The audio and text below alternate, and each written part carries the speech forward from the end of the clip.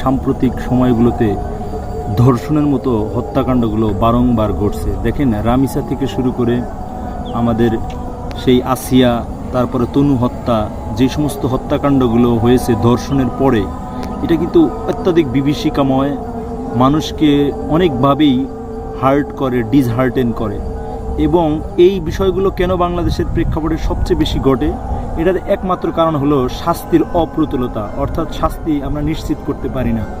Lawyer কোর্টে, জজ কোর্টে যেই সমস্ত বিচারগুলো নিষ্পন্ন করা হয়, নিষ্পত্তি দেওয়া হয় 6 দিন বা 6 কার্য দিবসে বা 6 মাস কার্য দিবসে, সেটা হাইকোর্টে গিয়ে এটা দাঁড়ায় প্রায় 2 বছর, 3 বছর, 10 বছর, 20 বছর। এমনকি আপনারা জানেন, প্রথম আলো যে আপনার ট্রান্সকম মিডিয়া গ্রুপের একজন দর্শন এবং পরবর্তীতে হত্যাকাণ্ডের শিকার হয়েছিল, সেই 1993 সালে, অর্থাৎ আজ পর্যন্ত তার মৃত্যুদণ্ড কার্যকর করা সম্ভব হয়নি। সুতরাং যদি দর্শনকে আমরা রহিত করতে চাই, হত্যাকাণ্ডকে রহিত করতে চাই, তাহলে এই পানিশিবল অফেন্স যেগুলো আছে, এই ধরনের ক্রাইম যেগুলো আছে, এগুলোর শাস্তিকে উইদাউট ডিলে একেবারেই শর্ট নোটিশের মধ্যে এনে প্রয়োজনে স্পেশাল ট্রাইব্যুনাল গঠন করে এই বিচারগুলো নিশ্চিত করতে হবে। এই বিচারগুলো নিশ্চিত করতে পারলে দর্শনের মতো হত্যাকাণ্ড ঘটবে না, দর্শনের মতো ঘটনা ঘটবে না। আর একটা বিষয় লক্ষণীয়, যে আমাদের দেশের ভিতরে যে আপনার ধর্ষণ হত্যাকাণ্ড ঘটে থাকে, এগুলোর পিছনে মেয়েদেরও কিন্তু এক ধরনের ভূমিকা থাকে। আমি কেন এই কথাগুলো বলছি? দেখুন, আপনি যেমন আপনার ফ্রিডম অফ এক্সপ্রেশন আছে, আপনার ফ্রিডম অফ স্পিচ আছে, তেমনিভাবে আপনার যেমন সব ধরনের স্বাধীনতাকে যদি আপনি উলঙ্গপনার মধ্যে নিয়ে যান, বেহায়াপনার কাতারে নিয়ে যান, তাহলে কিন্তু স্বাভাবিকভাবে এই জিনিসগুলোকে উস্কে দেওয়া হবে।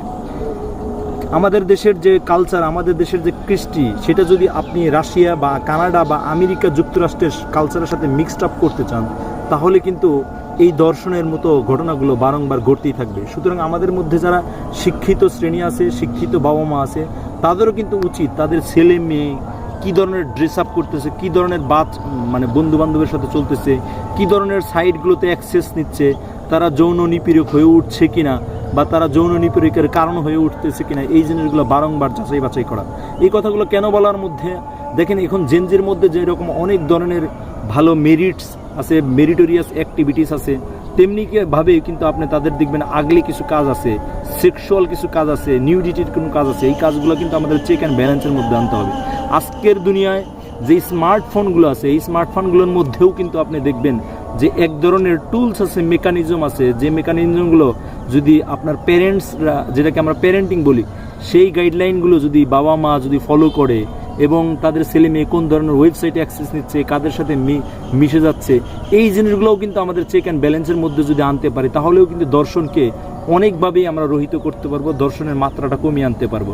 আর সর্বোপরি কথা হলো, আমরা জাতি, ধর্ম, বর্ণ নির্বিশেষে আমাদের সকলের উচিত হবে দর্শন এবং পরবর্তীতে হত্যাকাণ্ডের বিরুদ্ধে সবচেয়ে বেশি সোচ্চার হওয়া।